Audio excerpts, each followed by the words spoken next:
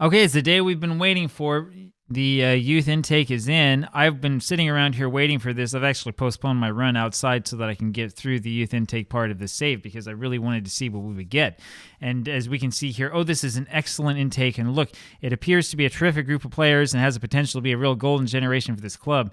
Not likely. So when we look at the highest candidate, remember there's no star ratings here, nothing like that to look at. It's okay because even with good star ratings, I would never sign this guy normally because he's unambitious and he is extremely inconsistent. When we go look through this, we're going to keep seeing players who are inconsistent and unambitious, who have big personality problems or who are injury prone. Now, this is normal, right? This is normal, especially for like this club. This is definitely normal. So I'll show you some of the things that go into this. I clicked on the wrong thing here.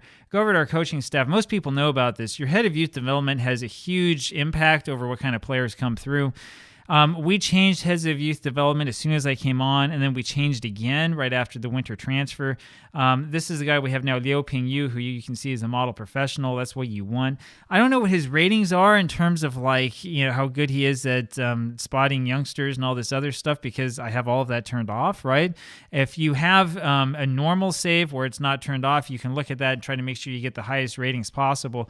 But that will not guarantee you a good youth intake. There's other things you can look at as well. So we go over here to club info and we'll go over to facilities. One of the things that you can really, really push for is good youth facilities. Ours are superb, which is good. We want to get the best possible youth coaching, or junior coaching rather, and the best possible youth recruitment. Another thing you can look into, and I'm not entirely sure what difference this makes, but when you go over to your staff and go over, especially for like your under 19 staff, you might want to pay some attention to like what is everybody's personality like? Do we have good personalities? Do we have bad personalities here? Balanced in general, I haven't talked about this much. Balanced is actually a bad personality, right? You want to have as many like model professionals and so on as possible.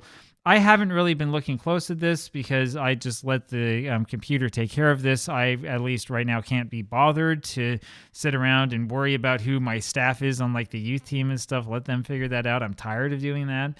But that's another place you could potentially look to try to get those personalities improved and sorted out. It might help. It's not going to help us with this youth intake. In fact, having a new head of youth development might not even help with next year's youth intake. We can look through this. There's a question, right? Should we actually sign this player or not? There are two competing theories on this. Theory number one is that you want to sign the player anyway because they might be worth a lot of money, like Ge Hao, who is worth quite a bit. You can see here he is also unambitious and also is inconsistent. He's never going to play on our first team squad. We have this transfer value because I have him on the transfer list. Nobody's come in for him. I don't think anybody will. So there is an argument to be made that maybe we should leave the player on the team and just continue to coach him until he's like in his 20s and then we can loan him out and do whatever. There's another argument to be made that no, instead we should do what I'm about to show you and try to get a bunch of these players who might have lower transfer value but who don't have these major problems. So the other thing that we can do, since we know that our youth intake is in, is we can go over here to the world and actually go to the world, and we can go over to Asia, and we can look at Asia itself. Let's see if it'll let me in. Oh, fine. We'll go click on Asia and then go over to transfers, and we can go over here to youth intake and see what we have in terms of Asian youth intake. For some reason, it's not showing me anything. We might want to take a look then at China might be where we want to look. Or we could also look in sort of the overall youth intake picture. Yeah, it's not showing China up there. So if we go to world, you know what, I think China is probably showing through Europe here because of weird things that have happened. We can go to nations here and go to China, go to transfers.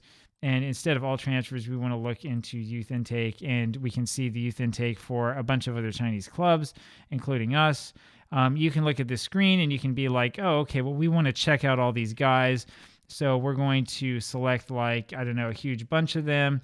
I have a short list here, which I call trial lists. We'll put them there on indefinite, and then we can see if any of them are willing to come to us on trial. Remember that you can... Whoops, I wanted to put them on the trial list. Okay, whatever. So we just offered a trial to 11 players without me even looking at them. Don't do what I do, but you can do this. You can go through it sort of bit by bit. So it looks like youth intake for China has just started.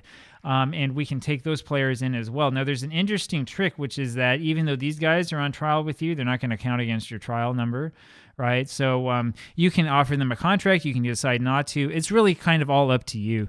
For me, and for the purposes of this save, I'm probably just going to offer a contract to everybody and get them on the books and put in a little flag saying there are problems with this guy, problems with that guy, so that I'm not tempted to like put him into the first team squad. But I think overall, as I've wavered back and forth between what my strategy's been, I think overall for me, the best strategy is going to be to try to develop these players, do the best that I can with them, and then hopefully sell them off later on for a profit. Because remember, since these guys came through your youth academy, they don't cost you anything. They just cost you the cost of their salaries. And I don't mind the cost of the salary because we still have a huge amount of money here that we can dump in. I mean, if we really are worried about wage budget, we can dump huge amounts of it there to make it so that we can afford just about everybody. So your mileage may vary. If this were like a poor team, like way down on the way down in the standings, like a lower league team or whatever, I probably wouldn't do that. It'd probably be a lot more selective. But because this isn't a very poor team and we have the ability to do this, I'm just going to sign everybody and we'll sort of see who rises to the top and who falls out. And there you go. That's the way that I handle youth intake, the hardcore way. Like I said, especially for young players, these personalities are important. Guys who are unambitious are probably not going to evolve into much, but you might want to keep them around anyway because you can sell players and, you can sell guys who may not be the best players in the world. And, hey, then you can make money. Talk to you later. Bye.